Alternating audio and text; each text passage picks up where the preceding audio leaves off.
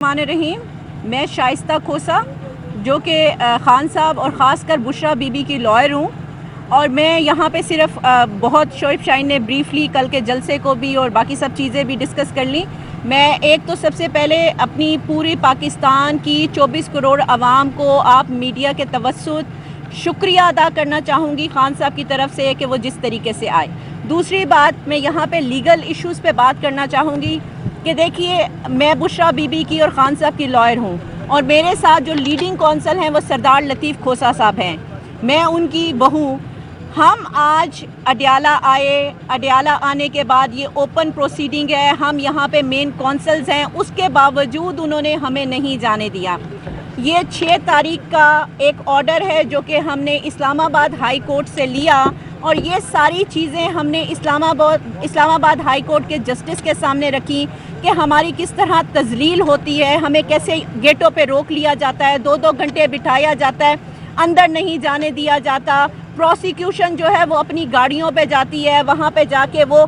सिर्फ case argue नहीं करती, वहाँ उनका खाना पीना चलता रहता है, और हम यहाँ बारिश हो, आंधी हो, तूफ़ान हो, हम यहाँ बाहर गेटों पे खड़े हैं और हमारी तजलील हो रही है, जिसके एवज़ में इस्लामाबाद हाई कोर्ट ने ये फ़ैसला किया। और उसमें 2 लीडिंग कौंसल्स हैं, 3 का कमीशन बना, 3 लॉयर्स पे मुश्तमिल इस्लामाबाद हाई कोर्ट ने एक कमीशन बनाया, और उसमें 2 लीडिंग कौंसल हैं, एक सरदार लतीफ़ खोसा और एक भंडारी साहब। सरदार लतीफ़ खोसा के साथ उनके चैम्बर के 3 लोग आएंगे और भंडारी साहब के साथ उनके 3 चैम्बर के लोग आएंगे। लेकिन अफसोस की बात यह है, शदीद अफसोस की बात यह है कि हमारे चैम्बर में से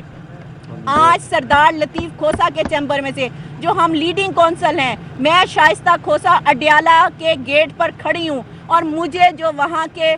सो कॉल्ड इमरान साहब और ज़ुबैर साहब वो ये जवाब देते हैं कि सॉरी मैडम, आप तो अंदर नहीं जा सकती, और अंदर से ये जवाब आया कि वेट करें, और शायद उन्होंने हमारी जगह पे उन नंबर्स को पूरा करके कोई 6 की तादाद पूरी करके 6 लोगों को अंदर भेज दिया है। तो मैं आप मीडिया के तवस्सुत ये सवाल रखना चाहती हूँ कि वो 6 लोग हमारे बिहाफ पे कौन हैं जो कि अंदर चले गए हैं, ये किन लोगों को अंदर भेज रहे हैं। हमें तो ये महसूस हो रहा है कि शायद अंदर ख़ान साहब ही महफूज नहीं है, शायद अंदर ख़ान साहब सेफ नहीं है, क्योंकि उनके जो कौंसल्स हैं अगर उन तक उनकी रसाई नहीं है तो फिर देखिए कि ये जेल इंतज़ामिया किन 6 लोगों को हमारा बनाकर हमें शो करके अंदर भेज रही है, और हम सब बाहर खड़े हैं। तो ये एक बहुत बड़ा सवालिया निशान है, ना सिर्फ इस ऑर्डर पे सवालिया निशान है, इस इंतज़ामिया पे सवालिया निशान है। खैर, इंतज़ामिया की क्या ही बात, कि हमें पता है कि सुपरिटेंडेंट जेल जो है यहाँ पे